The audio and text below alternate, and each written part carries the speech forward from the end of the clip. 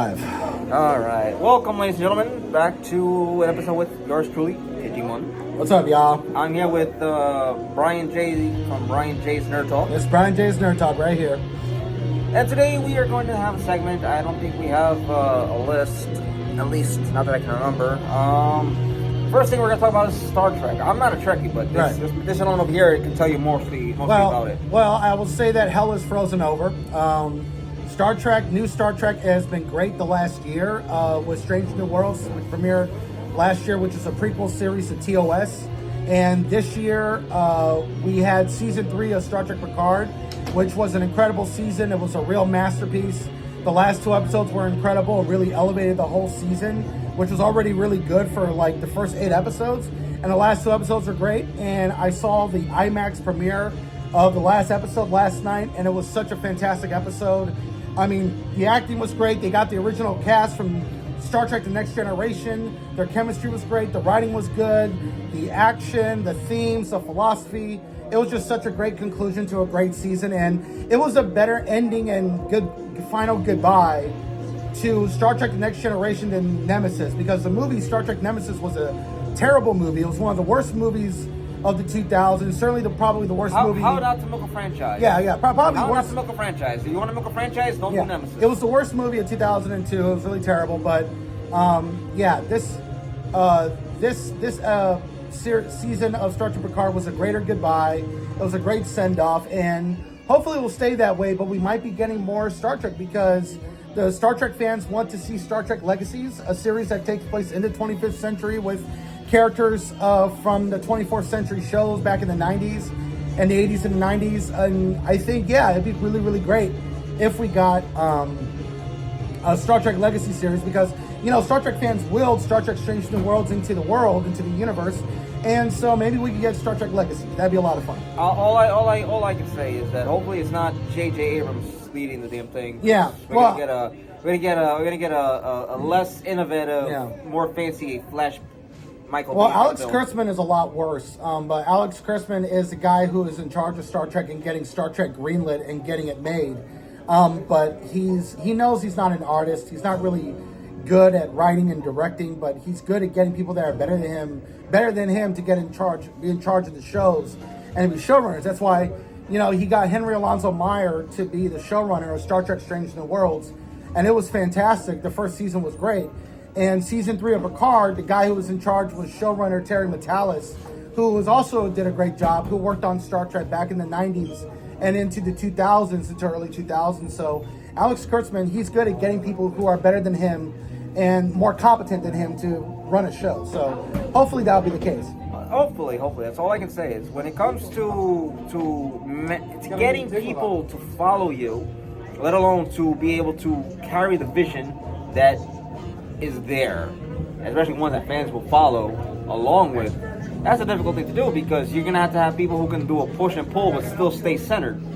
Yeah. Nowadays it's a little hard to do because you have, let's use Star Wars for example. There are episodes in Obi-Wan series and the Boba Fett series that you had people work on it who were not competent. They were not good at it, and they were terrible choices. That was the problem with the Obi-Wan Kenobi series. Is they hired 2 writers that, and rarely, if ever, did anything good or anything successful. And then you had what's her name, Deborah Chow, who was the director. I mean, she did one movie that was like okay, but overall, these were just not the best of the best to get in charge of the Obi-Wan Kenobi series. Hey, look, so you did one episode of Lost. We're gonna hire you. And the Book of Boba Fett had Dave Filoni and Jon Favreau, and that was okay. But the last 3 episodes were the best episodes. They had nothing to do with Boba Fett. To be honest, with all due respect to Dave Filoni and Jon Favreau, what the hell was that about? Instead of telling a story about Boba Fett escaping the Sarlacc pit and being a badass, it's him being teaming up with teenagers. Iron Fist teaming up with teenagers who have nothing to do with Star Wars. That has nothing to do. You're not going to see a red, and Robert blue, Rodriguez brown, doing the green, spinning orange stuff too. It was so funny. I was like, that was just not way too hard necessary. here. None of this fits in with it. This is not Boba Fett. Yeah. Boba Fett saving what's her name? I forget. What? His companion. His sidekick? I forgot her name. But she was a good actress, and the character is fine, but it was like the first 4 episodes had nothing interesting to do with Boba Fett, and the last 3 episodes were all about Mandalorian. That was the focus. You know what it reminded me of? It reminded me of Netflix's Iron Fist series. I am the Iron Fist. Yeah. I am the Iron Fist. And every episode, I am the Iron Fist. I'm like, Yeah. I don't give a crap if you're a Copper McDonald. Stop it. Yeah, the Iron Fist series is terrible. But, I always tell people Jon Favreau is hit or miss. Like, for every for every good movie he makes, which is like Swingers, Chef, and Iron Man, he does make a bad movie. Like, he made Cowboys vs. Aliens, which came out in 2011. That was easily the worst movie of 2011. Mind you, it's got great looking effects, but it's a terrible film. Cowboys vs. Aliens was just a terrible movie. Like, if you want special effects, you want to see flashy lights, watch it. Jungle Book was tedious as well. The Lion King was good, but very passionless. It was a passionless remake. It was super underwhelming. Yeah, it was a passionless remake. Seeing Scar kill Mufasa, long live the king. It just did not feel the same. It did not feel the same like the animated movie. The animated movie was way better. I was like, I've seen cats do this better. What the hell? What I did love though about the live action, well, it wasn't live action, it was CG animation. One thing I did like, it was a faithful remake, but the problem was that it was too faithful. Like, it was so predictable. But what I did like is that the end credits are exactly 16 minutes long because of the amount of CG work that was done. Because of the amount of CG work that was done in the movie, the end credits was 16 minutes long. And what was so funny about it was that they had some of the best music I heard from the Lion King franchise, and it was all there in like the last 16 minutes of the movie, which was the end credits. So it was the longest end credits I'd ever seen, which was 16 minutes long. I've seen longer. Lord of the Rings. Can we talk about you for a second? 3 hour, 40-minute film? No, but the end credits I'm talking about. Like the Lion King had the longest end credits. It was 16 minutes long. The end credits for Lord of the Rings Return of the King was like 10 minutes. Okay, I stand corrected. But the Lion King end credits was like long. It was epically long. Speaking of the Lord of the Rings, what about it? The fact that Discovery, because I want to call them Origins, I don't know why, I'm thinking EA, but Discovery, DC and all that crap, Warner Studios and whatnot. Discovery wants to do remakes of the Harry Potter movies, Lord of the Rings. Warner Brothers Discovery, they want to do all that. And my concern is, if you're gonna remake something that already stands to a test of time, because you cannot truly remake Lord of the Rings 1, 2, and 3, and then remake the Hobbit films. Well, it's not that they want to remake the movies. They want to do it. They want to create a cinematic universe where they have a movie about Aragorn, a movie about Gandalf, a movie about Frodo, a movie about Bilbo. And Warner Brothers realized that they actually do own the movie rights. So they want to do multiple movies and have like a cinematic universe involving Middle Earth. And I just don't think they have the creativity or the artistry or even the passion to do something like that. They hired what's his name, Percy Jackson? Peter Jackson's not in charge. No, who's the guy that did the original work on the film? Peter Jackson, he's not in charge. He's not involved. Oh, I thought they hired him. No. No, they're not. They're not in charge. He's not involved with the new movies. He could be an executive producer. He might be able to read some scripts, but I don't think he's directing anything. And that's kind of the sad thing without that level of passion, because the Peter Jackson movies were not perfect, but they were made with a sense of passion and artistry by Peter Jackson. And without him at the helm, I just don't see how it could work. Ladies and gentlemen, I call it now. Lord of the Rings remake or sequel or whatever spinoff. It's going to be a cash grab because it is a cash grab. Yeah. The same thing with the Harry Potter remakes. I don't know why you need to remake it. You can just continue on the story since there are additional books. It's not just a remake too. They're trying to they're trying to make movies about each different character and like match it up with some cinematic universe. And now with Dave Filoni and Jon Favreau doing with their shows that will lead to a crossover movie, that's working because Dave Filoni is in charge. He's passionate about Star Wars. He's writing the scripts. He's helping out with Jon Favreau, and he's going to be making the movie. And that's why I think the movie could be really good. But with the Lord of the Rings movies, I just don't think they have like a clear focus of what they want to do. No, when it comes to the Jon Favreau, I respect greatly. Yes, he's got hit and he's got swing and misses. He's got hit and swings. The thing though is that when you have someone who's really passionate about their work, the amount of mistakes that are likely to arise are minimal. Whereas you get someone who did a 1 episode, 2 episode, maybe one. Look like YouTubers. I got YouTube. Yeah, sir. Yeah. Y'all got YouTube channel? Yep. Yeah. We're doing a live stream right now, but we can give it to you later. No, you're good. You're good. But when it comes to fans, you get minimal mistakes and errors, whereas you get someone who is just because of a quick hire for whatever purpose, if it's agenda, a deal, or whatever. The amount of mistakes that will arise are greater because they don't understand the material the way fans do. Right. For instance, the Obi-Wan series, the fact that you were mentioning prior was the what if in Obi-Wan's mind.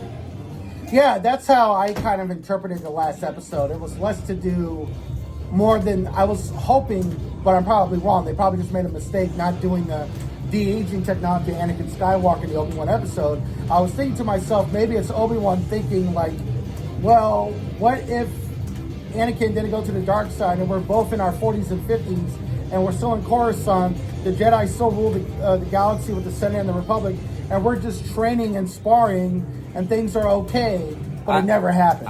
It's just something that's happening in his head as he's fighting Darth Vader. But I think I'm giving him the benefit of the doubt. I think I'm giving him too much credit. No, I wouldn't use the Jedi rule the galaxy. The Jedi are still present would be correct because the With Jedi, the Republic, yeah. the Jedi, the teachings were for peace and compassion. Whereas in the whole Clone Wars moving forward, the Jedi became more militant in the Clone Wars itself, or the Republic Wars would be the correct way to say it. However, as to their standing within the present time of the galaxy, I'm not sure that would be a wise interpretation because the Jedi Order was on the brink of collapse after Episode 2. Yeah. Well, but the Jedis in the prequels era were in charge of the galaxy. It's just that they weren't like a dictatorship, but they were with the Senate and the Republic. They were in charge. But I'm saying that, like, I like to think that in the last episode of the Obi-Wan series that Obi-Wan is kind of thinking, well, what if we actually got all together and we were on the same team? But I think I'm giving them too much credit. Maybe they just made a mistake with the de-aging technology. That wouldn't be the first time that Disney screwed up. Yeah, maybe they just screwed up. But, yeah. Did we do the de-aging technology? Yeah, it'll be fine. No one cares. But I will say, though, Lord of the Rings, the series on Amazon was just terrible. And now Amazon is being hit with a $250 million lawsuit who claims that Amazon stole his idea for the show. I hope this is true. I don't know if it is. It probably isn't, but this seems to be a big deal. This seems to be a big problem for Amazon. And they're already having a problematic set for season 2. And I don't know if the show gets canceled after season 3. If it gets to season 3, I don't know. I highly doubt they'll get a season 3 because the continuity of season 1 to season 2 is going to have a lot of issues. It wasn't a success because the show was so boring, and less than 50% of people worldwide finished the first season. That's how tedious it was for a lot of people. Listen, season 1 was basically, I am here because of whatever reasons. Yeah. I'm not here for story or for actual character growth. If it was for me being a Middle Earth I gave up for episode 1, and I saw that when I saw how boring 2, it was, how long it was. Oh my god! I was like, I'm reading. And bad writing too. I'm watching a bibliography. I had to read it. And it was so terrible too with the writing, where Galadriel is like jumping off the ship to go swim back to Middle Earth. She would just drown. There's no way she could be able to pull that off. No, and don't forget, she's wearing armor. Yeah, she was. No, she took off the armor. Oh, she did? Yeah, she was just like in the white whatever. But you know what's crazy though about the show? What, chainmail? No, she took off. No, she was wearing all white. She was wearing a gown, so she wasn't wearing armor because they were going to go to the other land, the elf world, and then she decided to jump off the ship. Oh, back to speaking of which, I don't know which Amazon writer. Lead or whatever person was in charge of the elves. The showrunners were terrible. Oh, and the elves were terrible. What the hell? The hair pieces were terrible too. That's not elves. Elves. Even when they did long hair, it was bad too. Elves are written to have beautiful long hair. Like these people, like elves are not. When I say these people, elves took pride in everything about themselves, everything around them, from their culture, their art, their work, their music, their history, to their abilities with magic, their bowmanship, even with swords. They were very skilled. They were adept at farming, cultivating, foraging, even hunting. And I felt with the series with Amazon is so out of touch because they're trying to fit some kind of whatever narrative or agenda or whatever. Well, who knows goal. what they were thinking? Whatever. But here's the problem, though, is that I think that Amazon, because they paid $1 billion to do 5 seasons of Lord of the Rings: The Rings of Power, I think that, as far as they're concerned, they don't have much of a choice but to do the full 5 seasons. That's not true. That's not true. If If you think of like EA, You know what they're like gonna do? any video game studio with our 10-year commitment to But a you know live what they're gonna service do? dies in 6 But months. you know what they're going to do? They're going. Amazon's going to do. They're going to cancel all the other shows around them. They're going to cancel 20 different shows to keep Lord of the Rings: The Rings of Power going. And when it gets to the 5 seasons, if it gets there, they'll just say it's a huge success because we canceled 20 different shows that nobody cared about because they deliberately under promoted those shows to cancel them to keep Lord of the Rings: The Rings of Power going. That's the strategy. Very That's the strategy. very much similar to what PlayStation with Sony PlayStation did with the PlayStation Vita when they released it outside of Japan. They did not market that. They just let that die off. Yeah, and it's also like what Netflix is doing on Netflix. You know, Netflix is canceling so many different shows in the last 3 years because they spent $1 billion to do the 3 Body Problem. That's going to be created and written by Dumb and Dumber, who screwed up Game of Thrones. And they're just canceling so many shows because they're spending $1 billion to do 3 seasons of the 3 Body Problem. Oh, and mind you, it's not that they spent $1 billion and they're canceling, say, a total of 50, maybe 75 shows. Yeah, I feel like they're canceling 50 shows. I call it now, there's going to be a price hike in that subscription service. Yeah, of course. They've been raising the prices in the last 2 years because of What is it now, inflation. like 20, 30 bucks? It's almost $20. And luckily, I get Netflix through my T-Mobile plan. You have a good night, man. How's it going, man? I get the T-Mobile plan, and that's how I get it. Oh, sorry, I typed it out. So that's how I do it. Yo, He's taping. when it comes to Netflix, I feel that they have the capability, they have the capacity to rival all the streaming services, and they have that ability because they are the leading streaming service to date In terms of subscribers. in terms of subscribers. And that's the funny thing about Amazon Prime is that they have 240 million subscribers. And the problem is less than 100 million are watching it. Less than 100 million people are watching the shows on Amazon Prime. I wonder. And so 240 million subscribers are just like buying shit. Well, to be honest, Amazon screwed up when they said Amazon Prime works for your delivery and everything else. So you have all these people subscribe to Prime, not for the TV shows, not for your movies. You get everything in 2 days. To get When you buy everything stuff, literally within 24 everything to comes 48 in hours. 2 to 3 days. Everything comes in. So yeah, there you go. So Amazon, you shot yourself in the foot with that one. So your total subscribers when it comes to your original works, when it comes to TV shows and films, is incorrect. Have you also read this Hollywood Reporter article on the chaos in Amazon Prime? I'll send it to you. I read the whole article. It was incredible. But like When he said it to me, I will link it in the video so that others, that when they watch the video, they're able to read it and follow along. Yeah. Because when it comes to Amazon, from what I've gathered from Hollywood Reporter, from other sources that are not Hollywood directly, but yeah. close enough that work with or have inside information. The chaos. Not Dunkak. I Yeah. don't follow the guy. Well, the but when it chaos- comes to it, it's ironic. It's like Amazon is a total lawless jungle with no clear Yeah, vision. see, I was going to say that because it's just total chaos at Amazon because Guns N' Roses comes to mind. the chaos in Amazon is that they'll spend an obscene amount of money to lock a deal with like super like talented creators, whether it's the Russo brothers or Jonathan Nolan, Lisa Joy. They'll sign them to like 9-figure deals that's like 120 to 200 million dollars. And then the one ex-Amazon executive said, behind the scenes, they're always saying, we got to reduce the cost. We got to save money and reduce the cost. But then you spend this obscene amount of money to get these creators in the $300 million range. In the $300 million range, you're spending an obscene amount of money, and you're basically star fucking. That's what they're saying. They're saying they're basically star fucking by saying one thing and then doing the opposite when they get a big star, and they got to like spend $200 million to get that person. It's like ridiculous. Imagine this. It's ridiculous. Who is somebody that the world loves to date? Jack Black, maybe. The guy is good at acting in many ways, And there are others where he comes off against, like he comes off rather. Well, I'm talking about showrunners and producers. No, but like I'm saying like like you what's have a going on star, with you have a Citadel? star like Have you Jack heard- Black. Like you have a star like Jack Black, Yeah. you pay $9 million, you pay a 9-figure salary to, And then it's like and more- then it's like, nah, you're not gonna be the lead the way that we explain the Yeah. contract to you. You're gonna be that stand-in for the lead that sits in the background, complains about everything, and sits on the couch drinking beer, Yeah. whining and bitching about how insecure you are.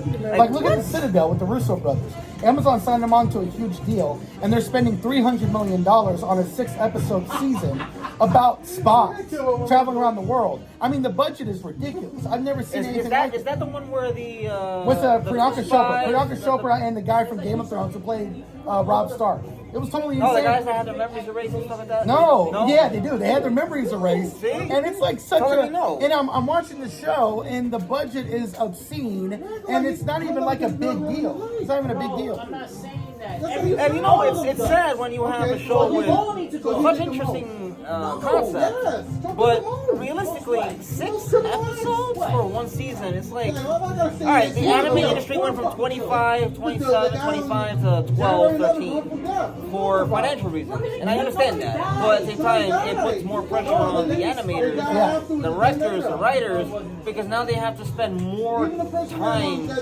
perfect one season of whatever project they're licensed to work on.